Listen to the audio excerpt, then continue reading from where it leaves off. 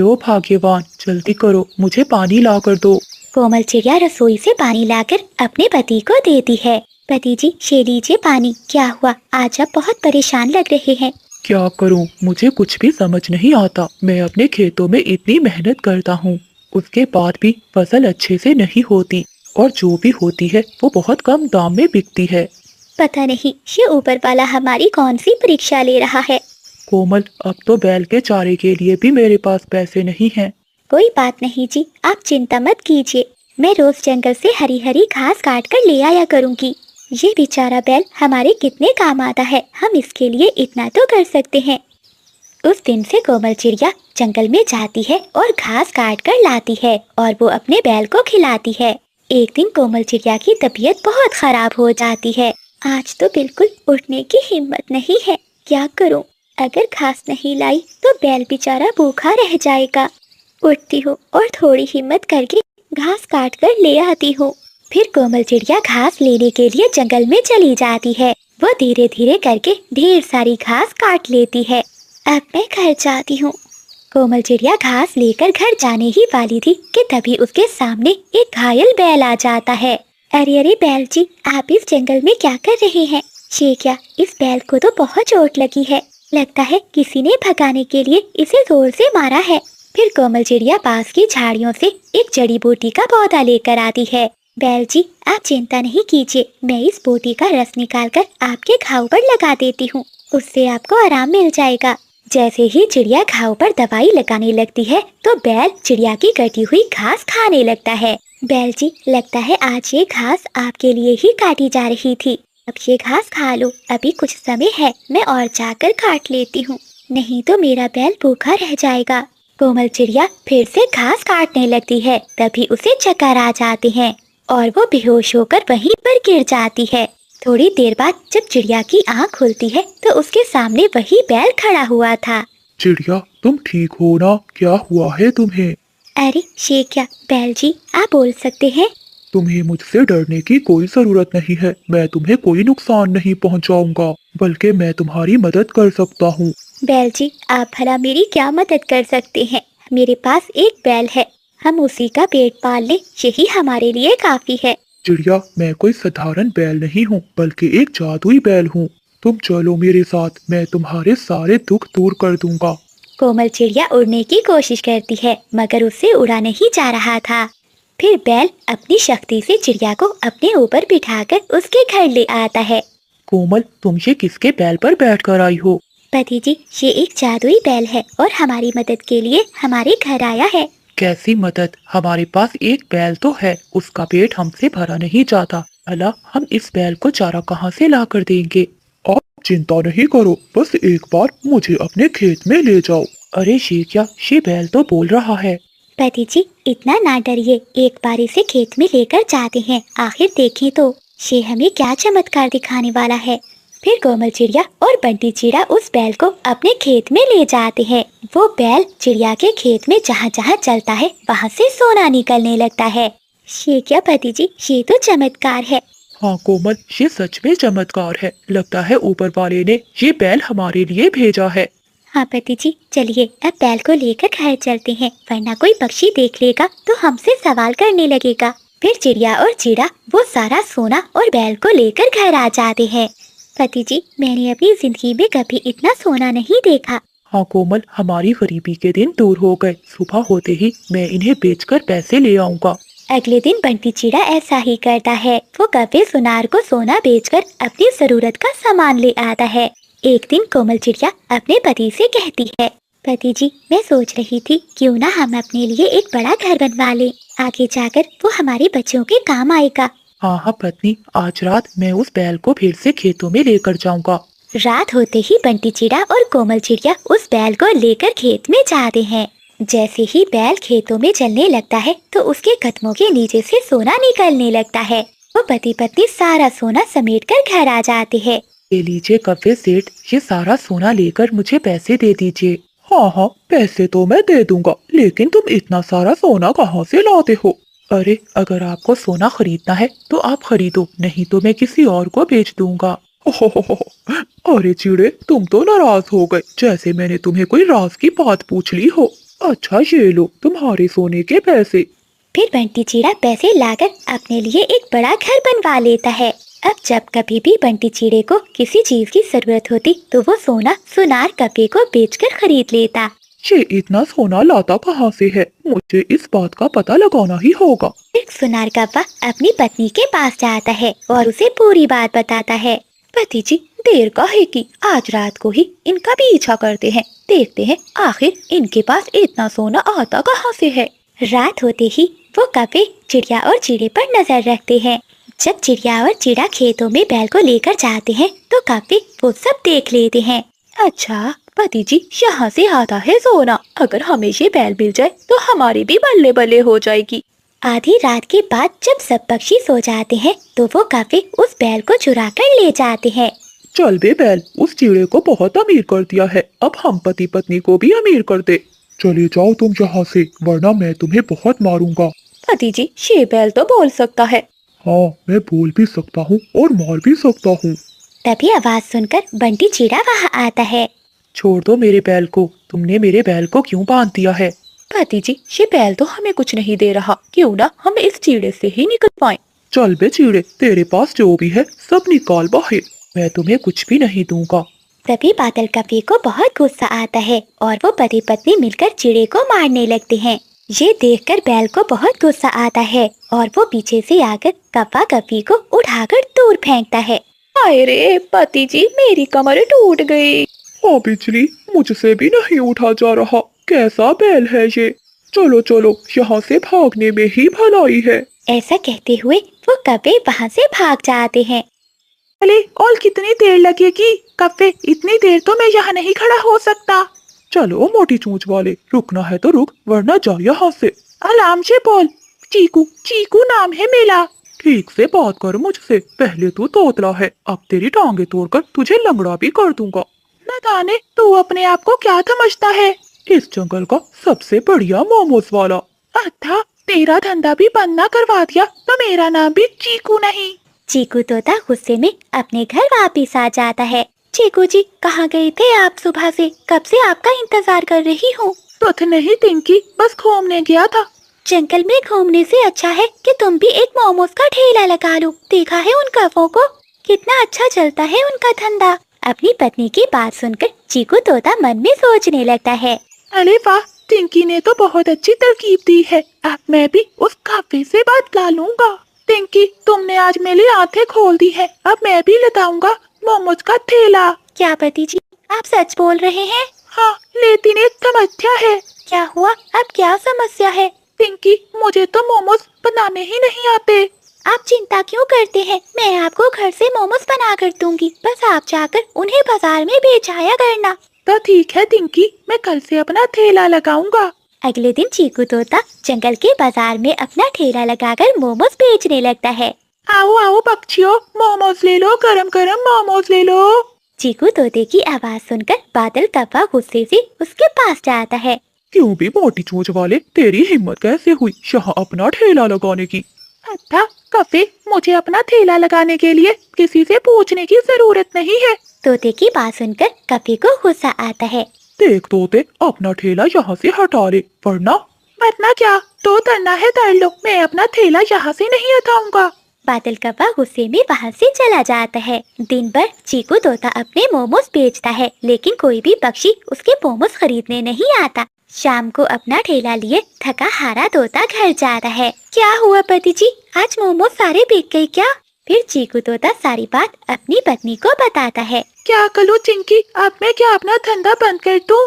नहीं नहीं पति जी, आज तो आपके काम का पहला दिन था, इतनी जल्दी हार नहीं मानते। अगर तुम कहती हो तो ठीक है, मैं करूँगा काम।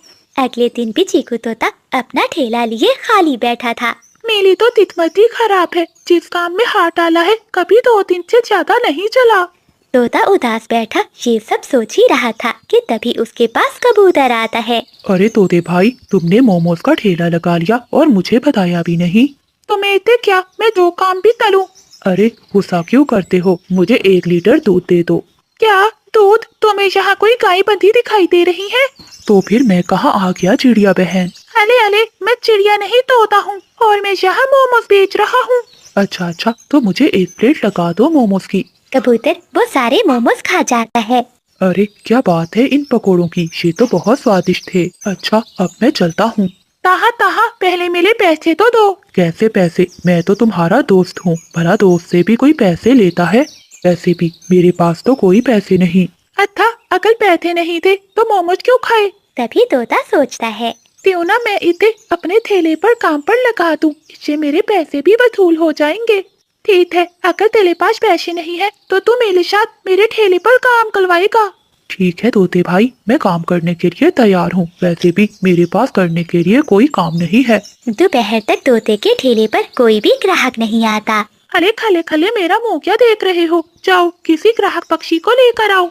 ठीक है, मैं अभी किसी ग्राहक को लेकर आता हूँ। ऐसा कहते हुए कबूतर वहाँ से बादल कप्पे के ठेले पर चला जाता है। अरे भाई, क्या तुम्हें मोमोज खाने हैं? पता है जंगल पे नए मोमोज का ठेला लगा है। अबे ओ कबूतर, मेरा खुद का मोमोज का ठेला है, भला मैं क्यों खाऊंगा? फिर कबूतर पास खड़े पक्षियों से कहता है, अरे बुलबुल बहन, जंगल में बहुत मजे के मोमोज का ठेला है, तुम चलो वहाँ चलकर मोमोज खाओ। कबूतर क्या तुम अंधे हो गए हो? मैं मोमोज खा रही हूँ। अरे बुलबुल, ये तो सड़ी हुई सब्जी के मोमोज हैं, हम जो बेच रहे हैं वो बहुत स्वादिष्ट हैं। कबूतर की बात कौवा सुन लेता है। क्या बोला कबूतर? मेरे मोमोज सड़े हुए हैं? फिर कौवा कबूतर को मारता है और वहाँ से भगा देता है। अगले दिन तोता जब ठेला लगाता है तो वो किसी काम से चला जाता है। आज तो मालिक नहीं है, मैं उसके सारे मोमोज बेच कर रहूंगा। वो मुझ पर बहुत खुश होंगे और मेरी तनख्वाह भी बढ़ा देंगे। ऐसा कहते हुए कबूतर आवाज देने लगता है, आओ पक्षियों आओ, स्वादिष्ट मोमोज खाओ, एक प्लेट 1 रुपए में। 1 रुपए की प्लेट सुनकर सभी पक्षी हैरान होते हैं। बादल कभी के पास जो पक्षी मोमोज खा रहे थे वो भी वहाँ चले जाते हैं। ऐसे कबूतर सारे मोमोज बेच देता है। आज तो मालिक बहुत खुश होगा। तभी तोता वहाँ आता है। अरे वाह वाह, ये क्या, मेरे सारे मोमोज बिक गए, कहाँ है पैसे? मालिक ये लीजिए, 20 प्लेटों के 20 रुपए। क्या 20 रुपए? अरे गधे, एक प्लेट 20 रुपए की है, तूने तो मेरा नुकसान करा दिया।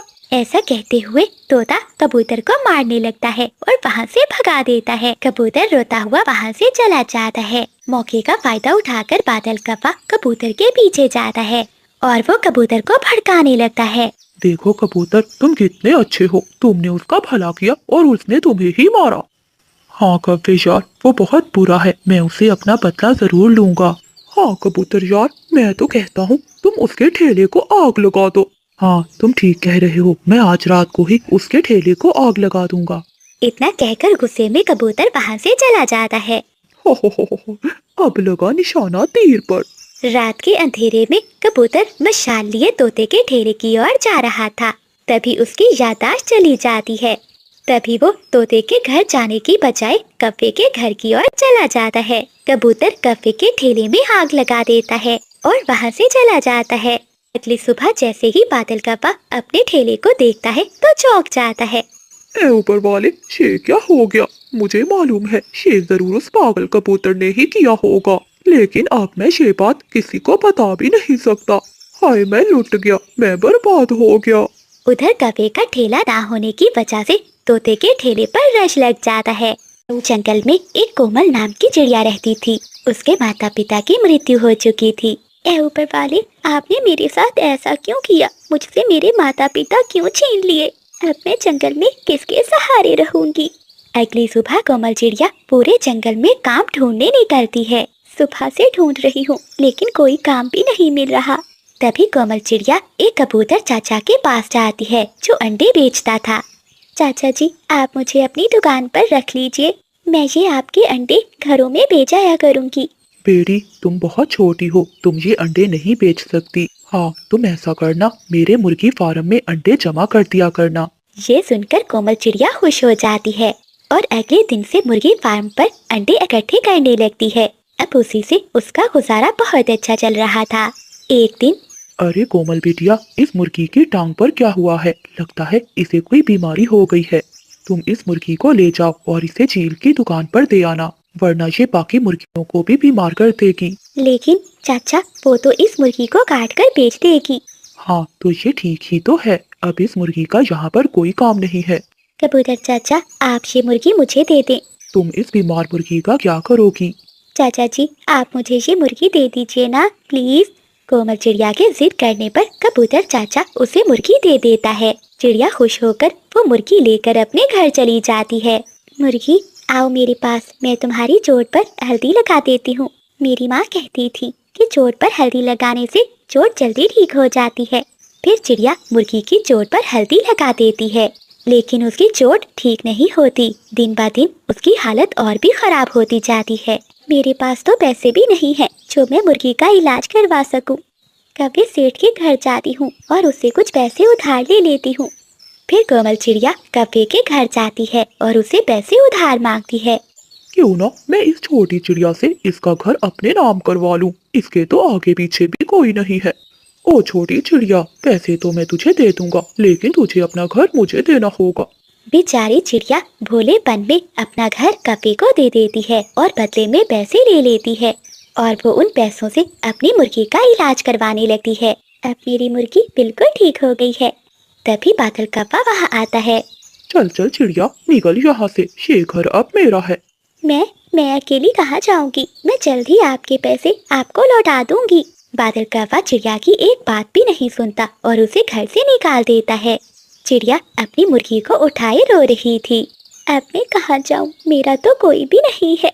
चिड़िया जहाँ जहाँ भी मदद के लिए पक्षियों के पास जाती है, सभी उसे डांटकर वहाँ से भगा देते हैं।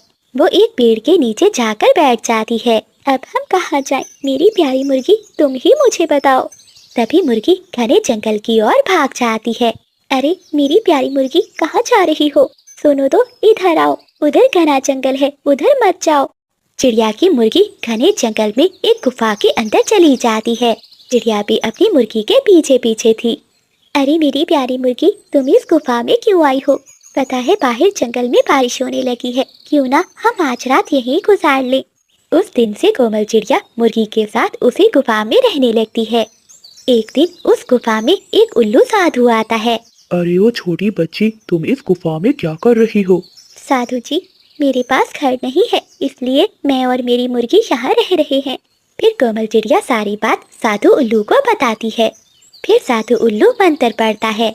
बेटी, आज से तुम्हारी मुर्गी कोई साधारण मुर्गी नहीं रही, ये एक जादुई मुर्गी बन गई है। लेकिन साधु बाबा जी, मैं इस मुर्गी का क्या करूँगी? बेटी, तुम इस मुर्गी से जो मांगोगी तुम्हें वही मिलेगा। पापा जी, आपका बहुत बहुत धन्यवाद। मैं इसे जंगल में ले जाती हूँ। फिर चिड़िया अपनी मुर्गी को लेकर जंगल में आ जाती है। ए जादुई मुर्गी, मुझे रहने के लिए घर दे दो। तभी जादुई मुर्गी एक विशाल सोने के घर में बदल जाती है। अरे वाह, ये तो सोने की मुर्गी का घर है।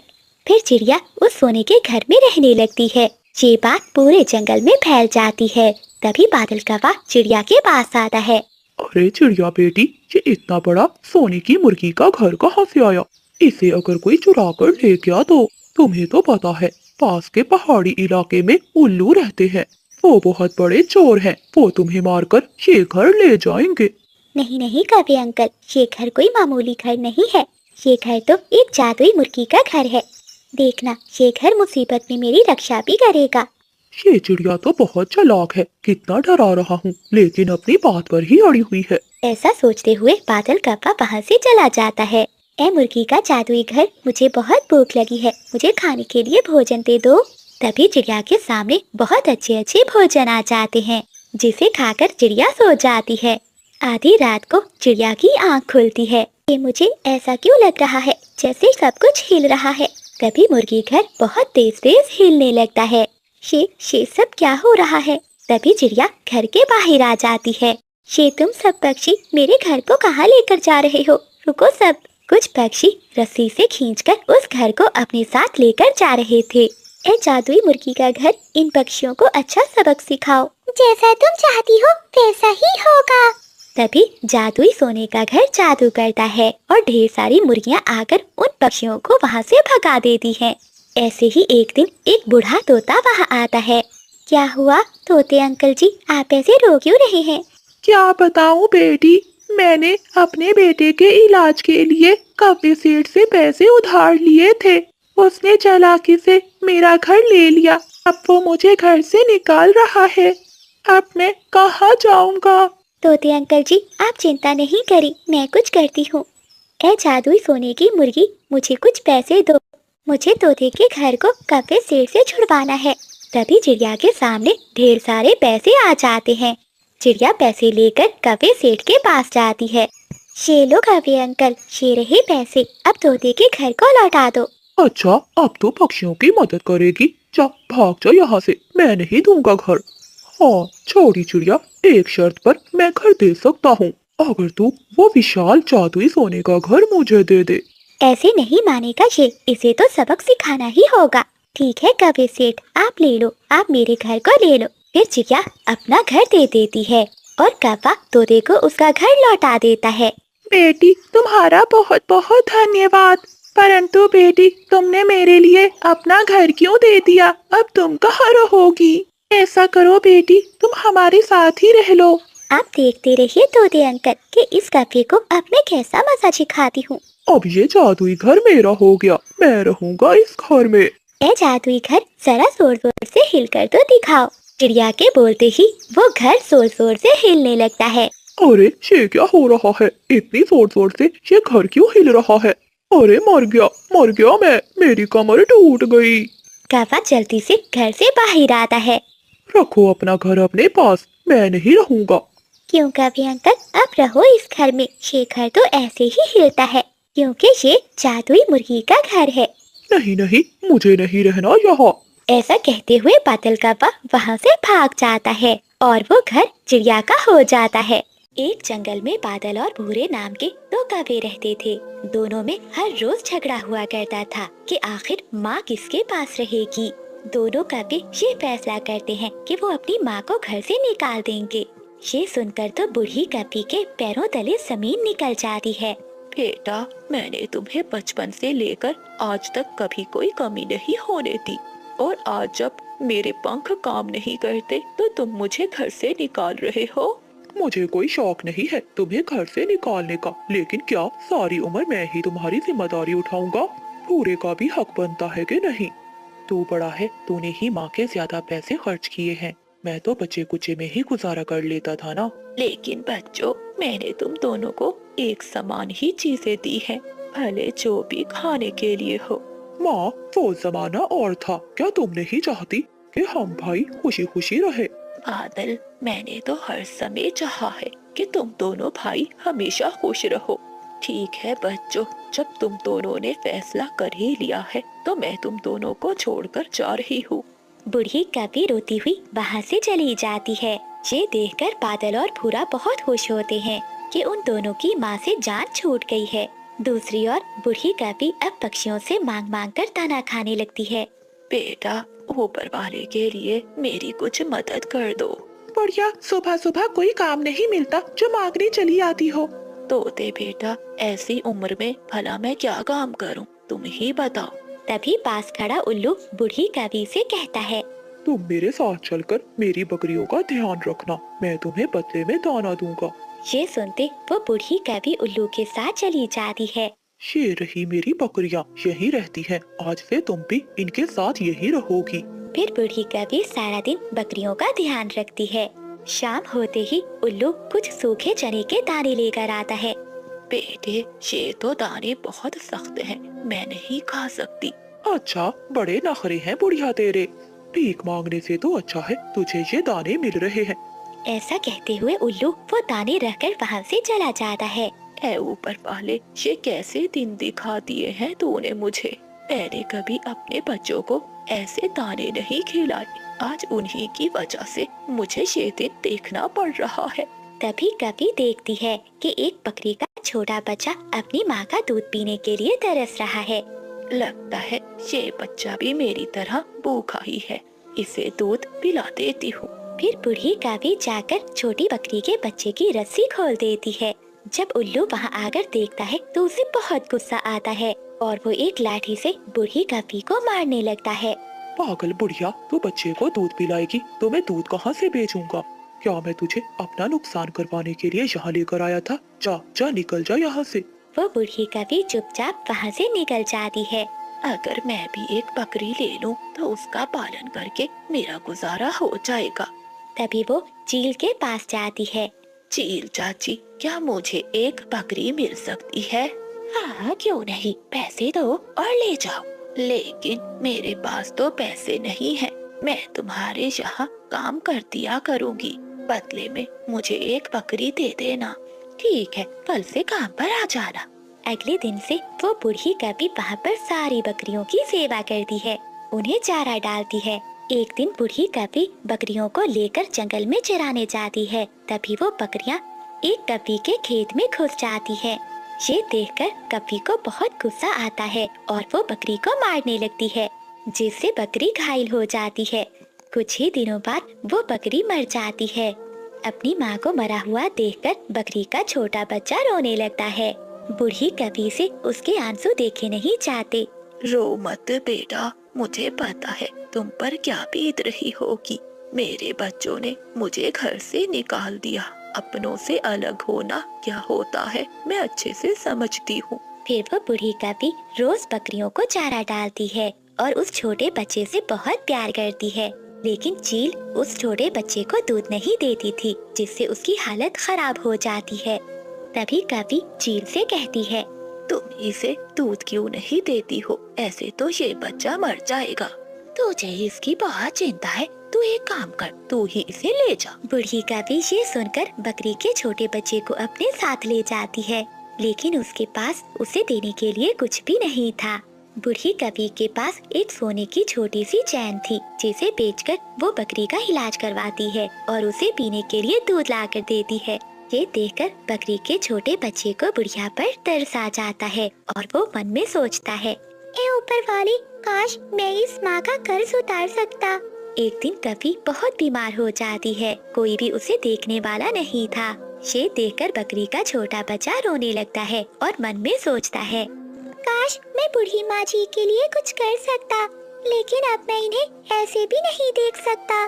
फिर वो बकरी का छोटा बच्चा भागते हुए जंगल में जाता है और वो चिड़िया के छोटे बच्चे को अपने मुंह में उठाता है और दौड़ता है।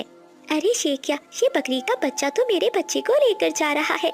मामा चिड़िया उस बकरी के पीछे उड़ने लगती है। पीछा करते हुए कोमल चिड़िया एक घर में चली जाती है, जहाँ वो देखती है कि एक बूढ़ी कभी दर्द में तड़प रही थी। ये बकरी का बच्चा कितना वफादार है, जो अपनी मालकिन के लिए ये सब कर रहा है। कोमल चिड़िया उस बूढ़ी कभी की मदद करती है। वो उसे बुलबुल डॉक्टर के पास लेकर जाती है और फिर अपने घर ले आती है।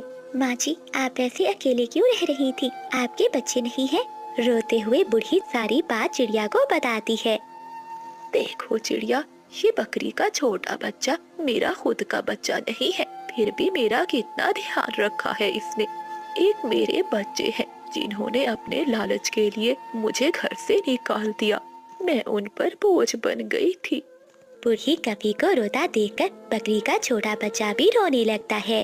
तभी बच्चे की आंखों से गिरने वाले आंसू सोने के मोती बन जाते हैं। ये देखकर चिड़िया और वो दोनों बहुत हैरान होती हैं। माँ जी, ये सब आपके लिए है। ऊपर वाले ने आपको आपकी मेहनत का फल दिया है। अब आप अपने सारे दुखों को भूल जाइए और अपनी नई जिंदगी की शुरुआत कीजिए। देखिए, ये बच्चा आपसे कितना प्यार करता है। आज से यही आपका बेटा है। जंगल में बंटी नाम का चिड़ा ठेले पर केले बेचा करता था। केले वाला, केले ले लो, ताजा ताजा केले ले लो। तभी वहाँ तोता आता है। भाई साहब, एक दर्जन कितने के हैं? तोते, एक दर्जन 10 रुपए के हैं। ताजा केले हैं, तुम ले जाओ इन्हें। ठीक है भैया, एक दर्जन दे दो। बंटी चिड़ा सारा दिन जंगल में केले बेचता है, लेकिन ज्यादा मेहनत करने पर भी वो ज्यादा नहीं कमा पाता। शाम को थक हार कर बंटी चिड़ा घर लौट आता है। तभी उसकी बेटी अपने पिता से कहती है, पापा, आज आपने इतनी देर क्यों लगा दी? बेटी, आज केले नहीं बिके, इसीलिए मुझे देर हो गई। पिताजी, मेरी टीचर आपको कब से बुला रही है। आप मेरे स्कूल क्यों नहीं आते? आपने मेरी फीस भी नहीं दी। आप मेरी फीस कब दोगे? तभी वहाँ मीना की माँ कोमल चिड़िया आती है। अरे अरे मीना, अपने पिता को आराम तो करने दो, आपके पिताजी थके हुए हैं। ऐसा कहते हुए कोमल चिड़िया रसोई में जाती है और भोजन लाकर अपने पति को देती है। देखिए जी, मीना की फीस भरनी है। अगर हमने समय पर फीस ना दी तो कभी मैडम उसे स्कूल से निकाल देगी।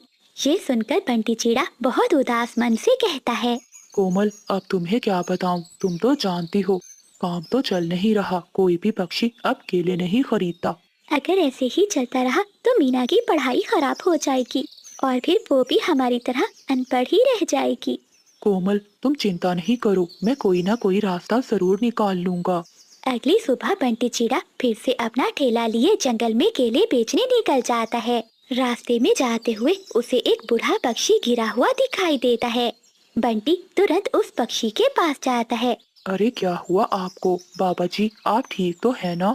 ए ऊपर वाले, ये बाबा जी तो बेहोश हो गए हैं। तभी बूढ़ा पक्षी बेहोशी की हालत में कहता है, पानी, पानी, कोई मुझे पानी पिलाओ, मेरा गला सूख रहा है, कोई मेरी मदद करो। बंटी चिड़ा तुरंत वहाँ से पास के तालाब में जाता है और पानी भरकर लाता है।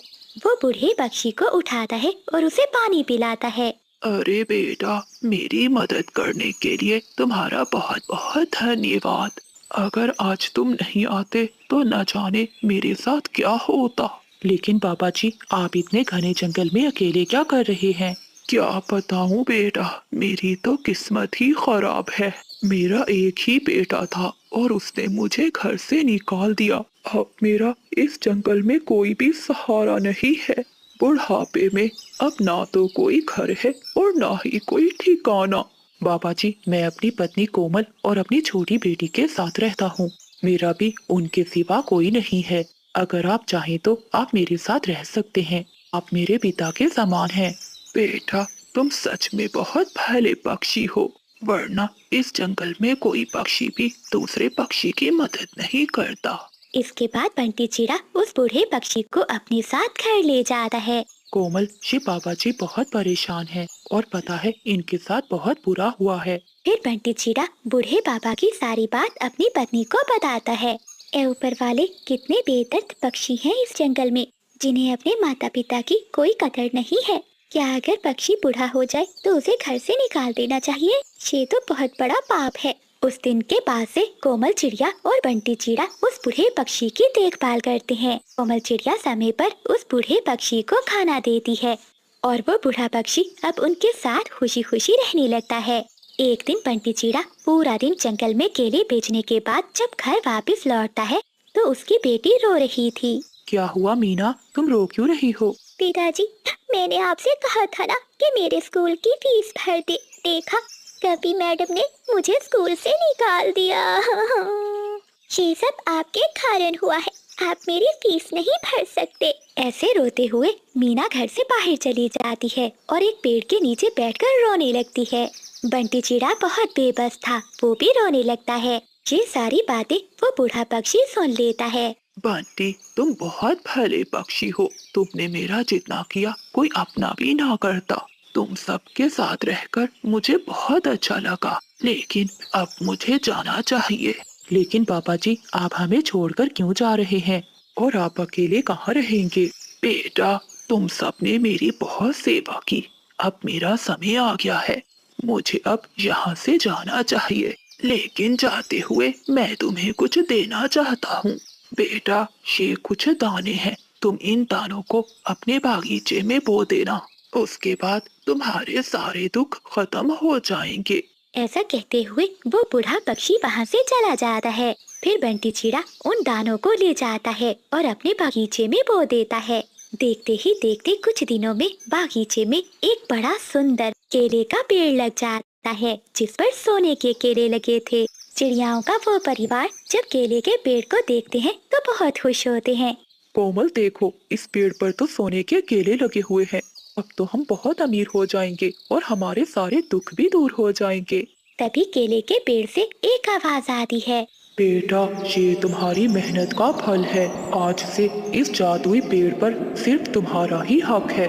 लेकिन याद रखना, अपने साथ साथ दूसरों की मदद करना ना भूलना।